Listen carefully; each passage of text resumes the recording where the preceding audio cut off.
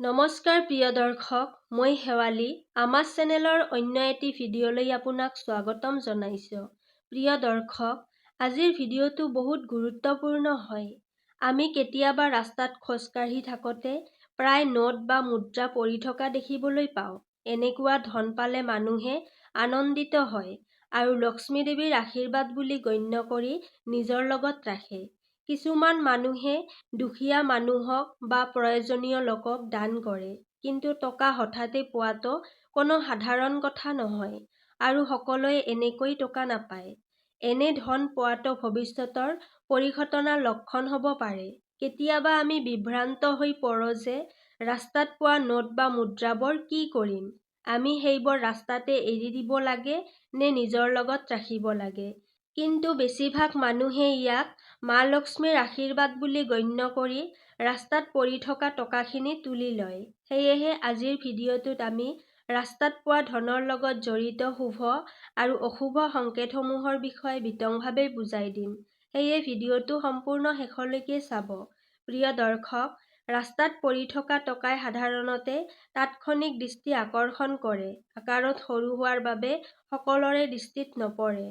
কিন্তু আপুনি ৰাস্তাত টকা পোৱাটোৱে এটা শুভ মুহূৰ্তৰ সংকেত দিয়ে, অৰ্থাৎ আপোনাৰ আৰ্থিক অৱস্থা উন্নত হ'বলৈ ওলাইছে আৰু আপুনি আপোনাৰ কামত সফলতা পোৱাৰ সম্ভাৱনা আছে। প্ৰিয় দৰ্শক, আপুনি জানেনে, ৰাস্তাত টকা বিচাৰি পোৱাৰ এটা গভীৰ অৰ্থ আছে। এই অৰ্থ আধ্যাত্মিকতাৰ লগত জড়িত। প্ৰিয় দৰ্শক, ধনৰ প্ৰতীকী অৰ্থ ক্ষমতা আৰু মূল্যৰ পৰাই উদ্ভৱ হৈছে। কাৰণ এজন ব্যক্তিৰ যিমানেই ধন সম্পত্তি থাকিব, সিমানেই সেই ব্যক্তিজন অধিক শক্তিশালী হ'ব। টকাৰ যে এটা মূল্য আছে, সেইটো কোৱাৰ কোনো প্ৰয়োজন নাই। বাস্তুশাস্ত্ৰত ধনক কেৱল লেনদেন হিচাপেই নহয়, সৌভাগ্যৰ প্ৰতীক হিচাপেও মনা হয়। সেয়ে ৰাস্তাত পৰি থকা ধন বিচাৰি পোৱা মানুহক অতি ভাগ্যৱান বুলি গণ্য কৰা হয়। কিন্তু টকা বিচাৰি পোৱাৰ আধ্যাত্মিক অৰ্থ কি? সহজ ভাষাত ক'বলৈ গ'লে, টকা বিচাৰি পোৱাৰ অৰ্থ হ'ল আপুনি মূল্যৱান। পৰিৱেশত চলাচল কৰা শক্তিবোৰে আপোনাক গুৰুত্বপূৰ্ণ বুলি গণ্য কৰে। হঠাতে টকা পোৱাৰ অৰ্থ হ'ল সেই শক্তিবোৰে আপোনাক ক'বলৈ চেষ্টা কৰিছে যে আপুনি অতি বিশেষ আৰু অমূল্য। ই আপোনাৰ পৰা আঁতৰি যোৱা আপোনজনৰ পৰা মৰমৰ বাৰ্তা হ'ব পাৰে। যদি আপুনি কোনো কামৰ বাবে ওলাই গৈছে আৰু আপুনি টকা বিচাৰি পায়, তেন্তে বুজি লওক যে আপুনি যিটো কামৰ বাবে ৰাওনা হৈছে, সেয়া নিশ্চিতভাৱে সম্পন্ন হ'ব। ঘৰলৈ উভতি আহোঁতে যদি ৰাস্তাত টকা পায়, তেন্তে বুজি লওক যে আহিবলগীয়া সময়ত আপোনাৰ আৰ্থিক লাভ হোৱাৰ সম্ভাৱনা আছে। টকা বিচাৰি পোৱাটো এইটোও সংকেত দিয়ে যে আপুনি কিবা এটা ভাল খবৰ পাবলৈ ওলাইছে। কাৰণ মুদ্ৰা ধাতুৰে তৈয়াৰ কৰা হয় আৰু ধাতু বিচাৰি পালে মা লক্ষ্মীয়ে কৃপা প্ৰদান কৰে। দ্বিতীয়তে, এইটোও বিশ্বাস কৰা হয় যে অদৃশ্য শক্তিবোৰে নিজৰ বাৰ্তা প্ৰেৰণৰ বাবে মুদ্ৰা বাছি লয়। কাৰণ মুদ্ৰা নোটতকৈ অধিক দিনলৈকে লাষ্টিং কৰে। মুদ্ৰাৰ জিলিকনিয়ে সহজেই যিকোনো ব্যক্তিক আকৰ্ষণ কৰিব পাৰে। ৰাস্তাত যদি মুদ্ৰা পায়, তেন্তে কোৱা হয় যে আপোনাৰ পূৰ্বপুৰুষৰ আশীৰ্বাদ আপোনাৰ লগত আছে আৰু আপোনাৰ কিছু কাম অতি সোনকালেই সফলতাৰে সম্পূৰ্ণ হ'ব। কিন্তু সদায় টকা পোৱাটো জৰুৰী নহয়। যেতিয়া আপুনি টকা পায়, তেন্তে আপুনি সৰ্বপ্ৰথমে এইবোৰ বস্তুৰ ওপৰত গুৰুত্ব দিয়াটো জৰুৰী। যেতিয়া আপুনি টকা পায়, সেই সময়ত সেইটো মুদ্ৰাই হওক বা নোটেই হওক, তেতিয়া আপুনি সময় আৰু দিশৰ প্ৰতি নিশ্চয়কৈ গুৰুত্ব দিব। এনেদৰে ৰাস্তাত টকা পোৱাটোৱে আপোনাক এইটোৱে ইছাৰা দিয়ে যে আপুনি কোনটো দিশত আগবাঢ়িব লাগে। যিবোৰ টকা বা নোটত দেৱ-দেৱীৰ প্ৰতিমূৰ্তি থাকে, সেই ধৰণৰ টকা বা নোটেই নতুন আৰম্ভণিৰ ইংগিত দিয়ে। অৰ্থাৎ আপুনি আপোনাৰ নতুন ধাৰণাবোৰক সকাৰাত্মক ৰূপ দিবলৈ আগবাঢ়িছে। ইয়াৰ অৰ্থ এইটোও হ'ব পাৰে যে আপুনি অতি সোনকালে এটা ক্ষেত্ৰত সফলতা লাভ কৰিবলৈ ওলাইছে বা আপুনি এটা ডাঙৰ সাফল্য লাভ কৰিবলৈ ওলাইছে। আপুনি নতুন কিবা এটা কাম আৰম্ভ কৰিব, নহ'লে ই আপোনাৰ বাবে সফলতা আৰু ধন দুয়োটাই কঢ়িয়াই আনিব। কৰ্মস্থলীত পদোন্নতি পাব পাৰে বা নতুন দায়িত্ব ল'ব পাৰে। আপোনাৰ ব্যৱসায় সম্প্ৰসাৰিত হ'ব পাৰে বা নতুন মাধ্যমৰ জৰিয়তে ইয়াৰ প্ৰচাৰ হ'ব পাৰে। আৰু ইয়াৰ আন এটা অৰ্থ হ'ব পাৰে যে অতি প্ৰাকৃতিক জগতখনৰ সৈতে আপোনাৰ সম্পৰ্কৰ অৱস্থা দৰ্শাইছে। আৰু ইয়াৰ অৰ্থ আন এটা হ'ব পাৰে যে এই অলৌকিক জগতখনৰ সৈতে আপোনাৰ বাৰ্তা প্ৰদান কৰিছে। কেৱল এয়াই নহয়, আপোনাৰ সকলো সন্দেহ, ভয় এইবোৰ দূৰ কৰি নতুন আৰম্ভৰ দিশে আগবাঢ়িব লাগে। যদি আপুনি ৰাস্তাৰে অহা-যোৱা কৰাৰ সময়ত মুদ্ৰা পায়, তেন্তে ইয়াক উঠাই ঘৰলৈ লৈ আহিব লাগে আৰু মুদ্ৰাটো ধুই প্ৰথমে পূজা কৰক। এনে কৰিলে আপোনাৰ জীৱন আৰু ঘৰত কেতিয়াও টকাৰ অভাৱ নহ'ব।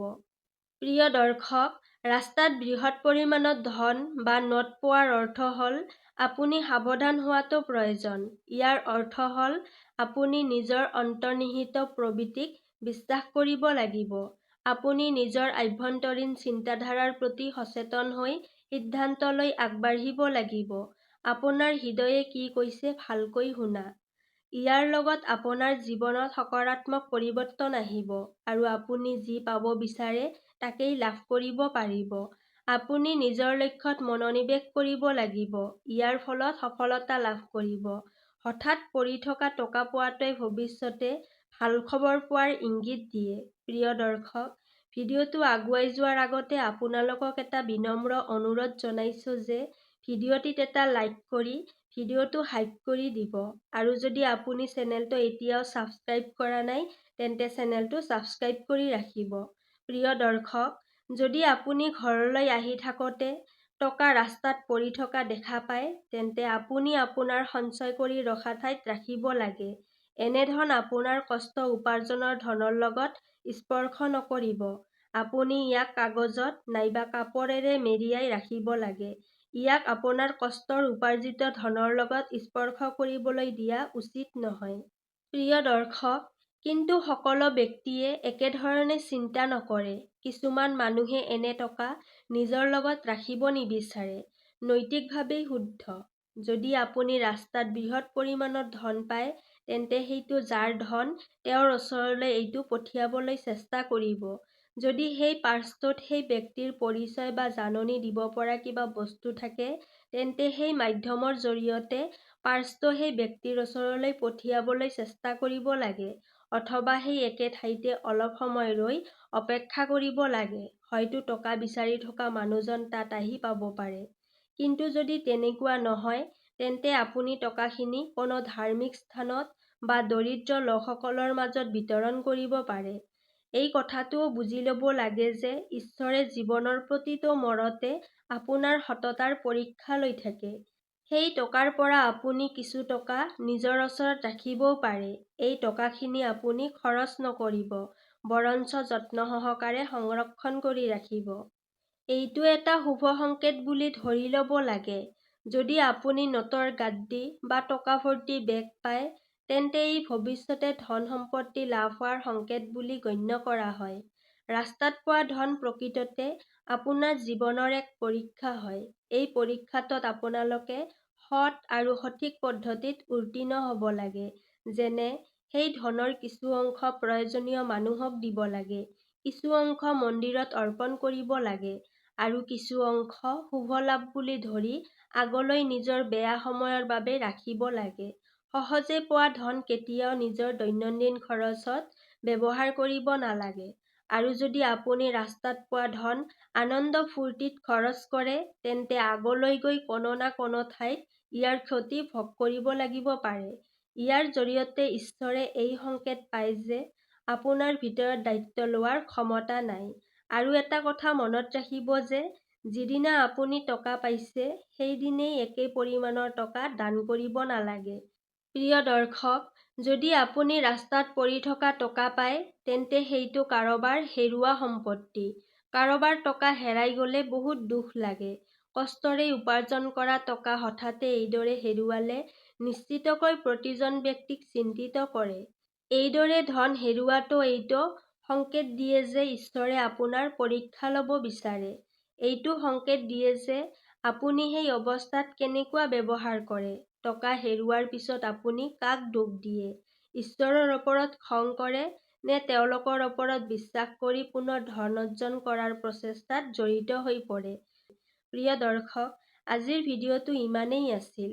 যদি ভিডিঅ'টো ভাল লাগিছে তেন্তে ভিডিঅ'টিত এটা লাইক কৰি চেনেলটো ছাবস্ক্ৰাইব কৰি ৰাখিব। তেতিয়াহ'লে আজিলৈ ইয়াতে সামৰিছোঁ। কাইলৈ পুনৰ লগ পাম আন এটি ভিডিঅ'ৰ সৈতে। ধন্যবাদ।